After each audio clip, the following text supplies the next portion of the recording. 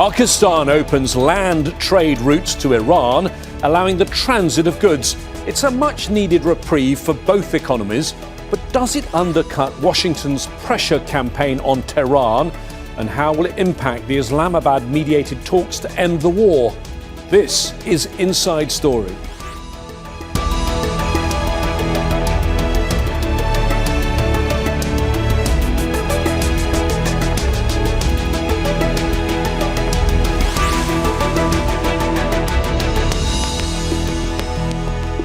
Hello there, I'm James Bays. A tense ceasefire between the US and Iran is holding, but talks to end the war have stalled. Pakistan is trying to bring the two parties back to the negotiating table, and Iran has submitted a new proposal. Both sides are restricting traffic in the Strait of Hormuz and nearby waters, which has triggered a global economic crisis. Pakistan is among the countries worst hit. Now it's opening 6 land trade routes to facilitate the transfer of goods to Iran. That could bring some relief, but it won't make a difference to the bigger problem of energy shortages worldwide. Is this just an attempt to convince Iran to restart negotiations? And how will it impact the talks? We'll discuss these issues with our panel of guests in just a moment. But first, this report from Setareh Sadeqi. With talks between Iran and the United States stalled, the waters of the Strait of Hormuz have been effectively impassable for 2 months. Iran's restrictions on shipping are largely preventing Gulf countries from getting oil or gas out or goods in. And since early April, the US has blockaded Iranian ports, severely impacting what was a reliable source of income for one of the most sanctioned countries in the world. The blockade has cut off Iran from a range of imported goods and forced container ships to reroute. Many are now docked in Pakistan. This week, Pakistan said it would open 6 land corridors from its ports to enable the transfer of Iran-bound goods. The announcement followed a visit by Iranian Foreign Minister Abbas Araghchi. The agreement enables Pakistan to generate revenue for its economy, which has been taking strain during the regional conflict. But the route bypasses, in part, the US blockade on Iran's ports. And comes as Islamabad has positioned itself as a mediator in talks between the US and Iran to end the war. Pakistan's transit scheme is designed to transport general goods and could not feasibly be used to move Iranian oil, which is internationally sanctioned. It's unlikely to have an impact on Iran's ability to sell energy products, but it could provide some reprieve for its war-ravaged economy. And while reaction from Washington has been muted, some analysts warn the US could see Pakistan's move as undermining its maximum pressure campaign on Iran, which President Donald Trump insists is working. Iran can't let Iran have a nuclear weapon, and their economy is crashing. The blockade is incredible. The power of the blockade is incredible. They're not getting any money from oil. And hopefully it can be worked out very soon. Tehran has ruled out direct negotiations while the blockade remains in place. While the US is demanding Iran abandon its entire nuclear development program, Pakistan must mediate that impasse while maintaining ties with both its most powerful ally and one of its largest neighbours. Setareh Sadeqi, Al Jazeera for Inside Story. A lot going on, but is any of it actually moving us in a forward direction? Let's discuss this today with our guests who are joining us. From Istanbul, Senator Mushahid Hussain Syed, a defence and foreign policy specialist. He's also a former Pakistani information and culture minister. Setareh Sadeqi is in Isfahan, Iran. She's an assistant professor at the University of Tehran who specialises in US-Iran relations. And in Heidelberg in Germany, Ross Harrison, a senior fellow at the Middle East Institute in Washington, D.C. He's author of Decoding Iran's Foreign Policy, Strategic Interests, Power and Influence. Hello and welcome to you all. If I can start with you, Senator Mushahid Hussain. Let's start with this order that came through from the Ministry of Commerce of Pakistan. I'm reading it here, the Transit of Goods Through Territory of Pakistan order. Why did Pakistan decide to do this?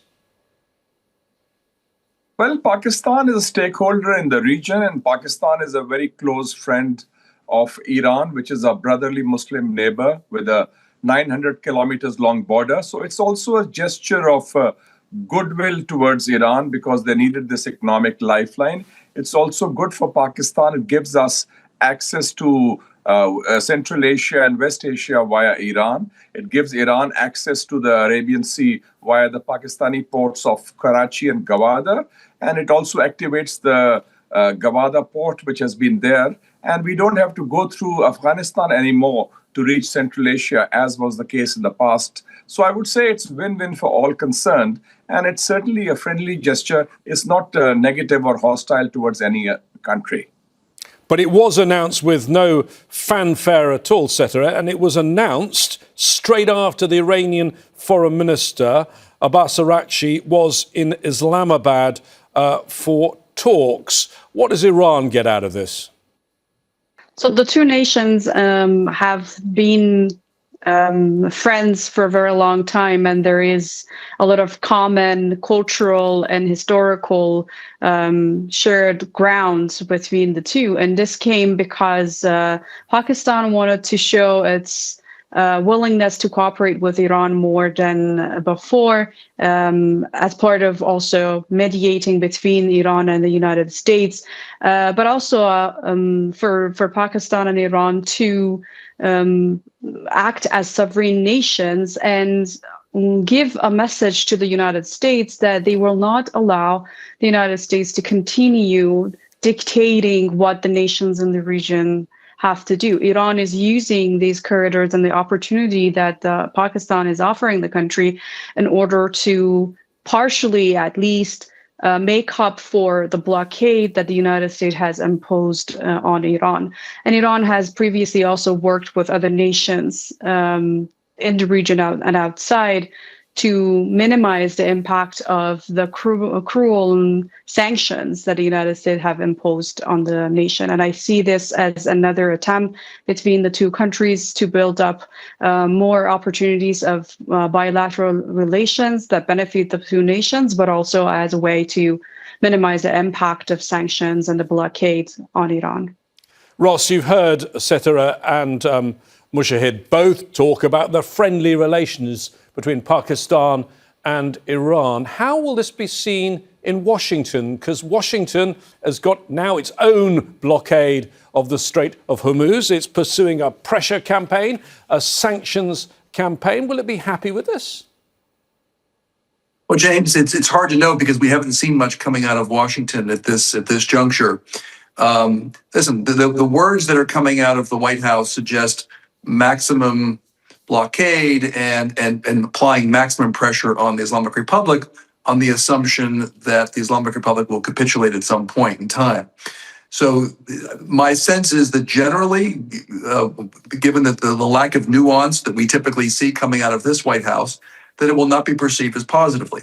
But in some ways, if in fact the White House is looking for some way to end this conflict and understands that Iran may not capitulate, regardless of how much economic pressure is put upon it, then maybe not commenting or at least not overreacting could send a signal to the Iranians that the United States is trying to allow Iran or to give a certain amount of space for Iran to develop some kind of an off-ramp and perhaps be an early, very early, an indeterminate signal of some kind of escalation, de-escalation. Mushahid, how do you think, given that this happened behind the scenes, do you think that the US was given a heads up about this by Pakistan before it did it, and that Pakistan is trying to use this as a carrot? We now are hearing that there is some sort of new Iranian proposal. Well, Pakistan has been trying to act as an honest broker between Washington and Tehran, and we are very grateful that both countries, Iran, the Islamic Republic of Iran, and the United States of America have reposed confidence in Pakistan, and they have the trust in us. We don't need to ask anybody's permission to do what is in our sovereign right. And with Iran, as was rightly mentioned, we have long-standing a track record of a great close rapport. And this was the need of the hour. And let's be also very clear that we are trying to help Mr. Trump come out of this Iran quagmire, which is a war of his own choice, which was his monumental miscalculation at the behest of Netanyahu.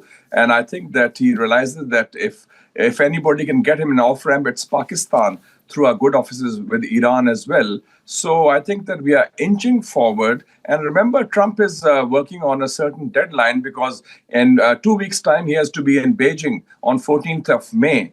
And I think he'd like to wrap it up before that. And that's also a consideration. So given the regional context, given the ground realities, it's become an unwinnable war without end. And Pakistan is the only game in town for the negotiations. So I think that Pakistan has that kind of leverage, and Pakistan has used that leverage to a positive advantage. And it's a plus for peace, I would say, in the short term. Setareh, this comes at a time, yes, we've heard that there might be some new Iranian proposal, but a time when we've had pretty tough talk still coming from both sides, including from where you are in Iran. The Supreme Leader, Mojtaba Khamenei, a written statement, we still haven't seen him. There are some still that doubt whether he's alive, but he has said that foreigners have no place in the region, and particularly in the Gulf, except at the bottom of its waters. Tough talking. Well, Iran has made it clear several times, and various officials have made it clear that Iran is not going to negotiate with the United States directly or indirectly at gunpoint, as long as there is a coercive rhetoric coming from Washington, and as long as Washington keeps thinking that by imposing a blockade or bombing Iranian territories, they can get Iran to come to the table, Iran will send the same message that this is not going to happen. When Iran and U.S. decided to talk in Pakistan, Iran, as a goodwill gesture, opened the Strait of Hormuz, but soon, within a few hours, the conditions and the articles of the ceasefire were violated, and Iran imposed or restarted exercising its leverage over the Strait of Hormuz. So Iran continues to do that. And I think with what we have observed over the past almost 2 months, the war that Iran was imposed on Iran by the United States and the Israeli regime, the response got the entire region into this conflict. And it has become very clear that U.S. bases in the region do not shield the family monarchies in the region. On the other hand, they import more conflict and more chaos to the region. And it is to the benefit of the nations in the region to act as sovereign nations and be the only decision makers of what should happen in the Persian Gulf and in West Asia in general, rather than allowing a hegemon and imperialist power to dictate to them what to do and which countries to engage with. So the message is very clear. Iran is not going to negotiate at gunpoint, and Iran has made it clear that it will be costly for the United States to maintain its hegemonic presence in the region and bring about chaos and conflict to the regional countries. Ross, we have tough talk coming from Washington as well. Secretary Pete Hegseth heads what they call the administration, the Department of War. He said recently, we see ourselves as part of this negotiation as well. We negotiate with bombs. And we hear that President Trump has recently been presented with new military options for a short and powerful new wave of strikes. Why are they reconsidering opening the military campaign? Is it just because they don't have any other ideas?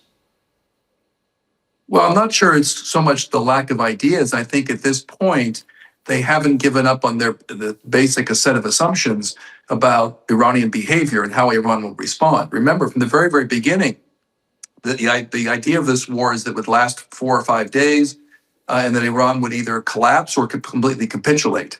And neither of those things have happened. And I think what we're seeing is basically the same approach, which is not necessarily to engage politically, not necessarily to negotiate, But when they do sit down and negotiate, apparently they're basically giving ultimatums. And I think one of the things that's important to remember, James, is that, like Karl von Clausewitz, the old Prussian strategist said, war is a continuation of politics by other means.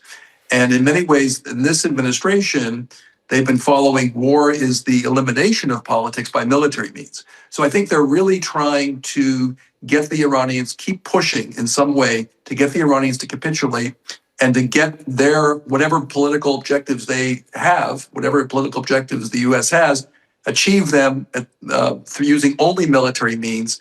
And any kind of negotiations that would ensue from that would basically be some kind of capitulation or some kind of complete submission. And knowing a lot about Iran, that's unlikely to happen in any situation. Staying with you, though, Ross, the clock is ticking, is it not? We had the day pass, which was the 60th day under the War Powers Resolution of 1973, which is when they're supposed to get authorization from Congress. But the more important clock is the global economic clock and how it affects the US and the electoral clock. Yeah, of course. And I think one of the strategies the Iranians have followed is to try to put pressure on the United States, and particularly on Donald Trump, using the clock in the sense that the midterm elections are several months away, but any kind of damage, further damage to the U.S. economy or the global economy will have some kind of a hangover effect going into the midterm elections. And I think it's an attempt to get the voters that voted for this administration to put pressure and show dissatisfaction, and also to inflict enough pain on the global economy and on the U.S. allies in the region to act as a deterrent. That's one of the things I think this government in Iran has been very, very resolute about, which is that at the end of this war, unlike the war that took place in June of last year, at the end of this war, victory for Iran means survival of the regime and also reestablishing deterrence that they believe they had lost, so that there would be enough pain inflicted so that 6 months from now, 9 months from now, a year from now, this kind of attack won't happen again. So that is the framing, I think, going into this kind of a stalemate between the United States and Iran, and any kind of negotiation will be the need to reestablish deterrence will be Iran's bottom line, plus obviously the economic lifeline, some kind of economic lifeline, which the Pakistani move at least creates at least a modicum lifeline for the Islamic Republic, while this process of stalemate between the United States and Iran continues. Setareh, does Iran think that it has time on its side in this? Because, of course, as long as this blockade goes on, Iran's economy is going to really suffer, and Iran's economy is already at rock bottom. Well, the clock is working in the favor of Iran, and Iran understands that, because even though this is an economic pressure on Iran, Iran has survived brutal sanctions, the like of which no other country has been subject to, and Iran has managed to bypass sanctions and establish workarounds to sell its oil or to sustain the economy despite the maximum pressure campaign from Washington. So Iran has learned its ways to bypass sanctions and minimize the impact of the maximum pressure on its economy. On the other side, it is the United States and the Trump's regime that is under immense pressure. We are already seeing conflict within the Washington regime. And as you said, there is also the Congress approval. Not that Trump has any respect for law or congressional authorization, and Pete Hegseth is already making up excuses that they won't even need the congressional approval. But because of the elections ahead and because of the economic pressure inside the United States, that where people are not really used to maximum pressure, Trump seems to be under more pressure than Iran on making a decision as soon as possible. For now, what we're seeing is that Iran, besides the corridors with Pakistan, Iran has also worked on a railway with China previously, working through Central Asia. And Iran is not an island. The Strait of Hormuz is not Iran's only option. Of course, this is going to take time, and Iran has to work through it. But Iran can find other ways to sell its oil. As I said, Iran has bypassed sanctions and tried to establish workarounds in order to get some revenue. Plus, something around 40 to 50% of Iran's oil consumption is domestic, and the pressure coming from outside is something that Iran can, over time, sustain. But on the other hand, we're seeing that the U.S. Army is under pressure, and it seems that they are already talking about how this is not going to be sustainable for the United States to maintain a long-term presence in the Persian Gulf and continue with their airstrikes or the war campaign on Iran.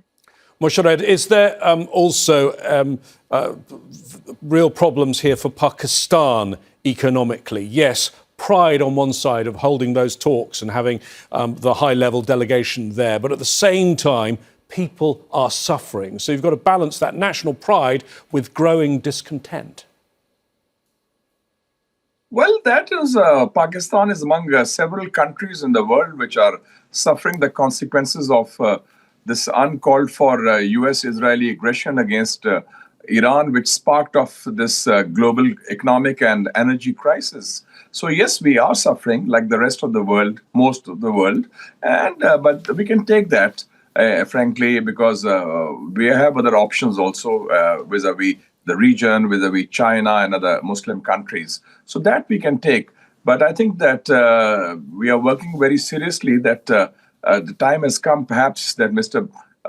Trump, who should now lift the blockade. And I think once that is done, that is the core issue now, things would settle down. And I'm hearing some interesting proposals here also in Istanbul. I was meeting, there was this former Prime Minister of Turkey, Davutoglu. He was saying that perhaps there should be a consortium of some Muslim countries, which should be for the interim period taking control of the Strait of Hormuz, so that the international waterway is opened up for freedom of navigation. And there are others also talking about that. But those who started the war, they have to take the first step, and that is to lift the blockade. And I think that'll get the ball rolling towards some sort of peace. Ross, we're of course dealing, a lot of this relates to one man, which is President Donald Trump, at least on the US side of things. And so I'd like to ask you about the element of time there, because he's not a man known for his patience. Do you think he may lose patience in Pakistan and its role as a mediator, maybe lose patience in diplomacy altogether?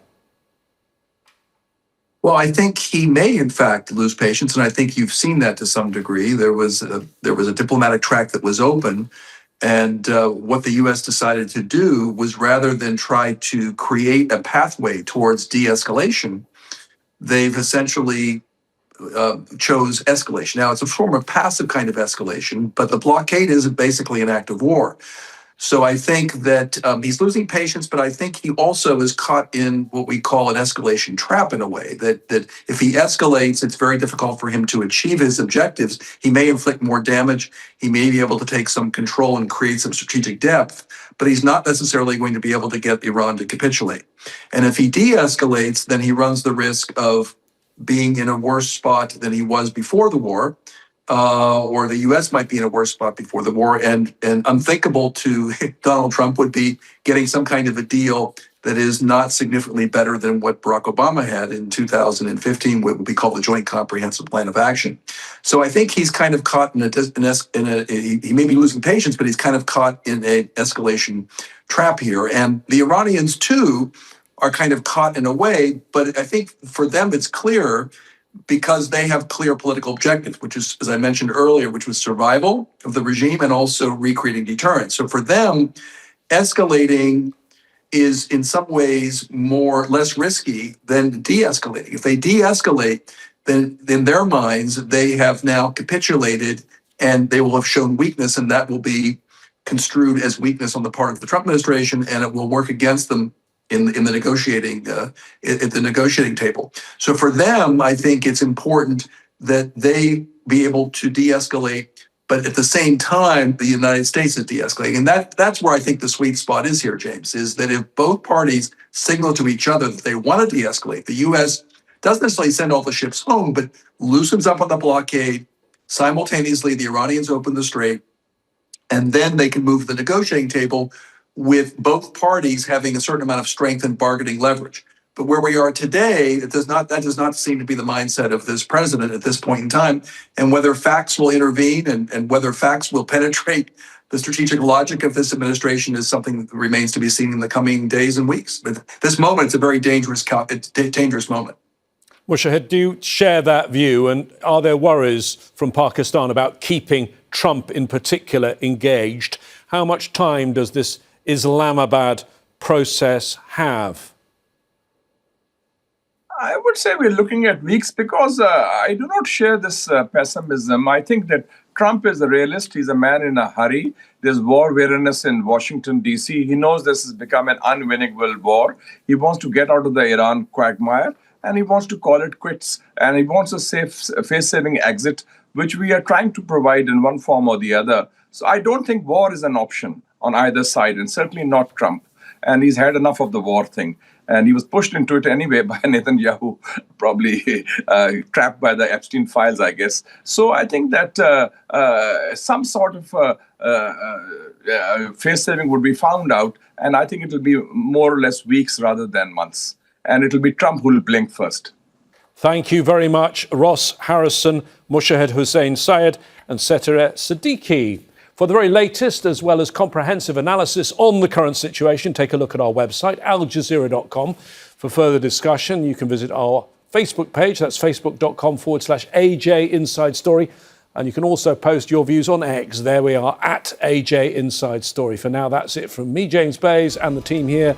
Stand by. Al Jazeera's coverage continues in just a moment.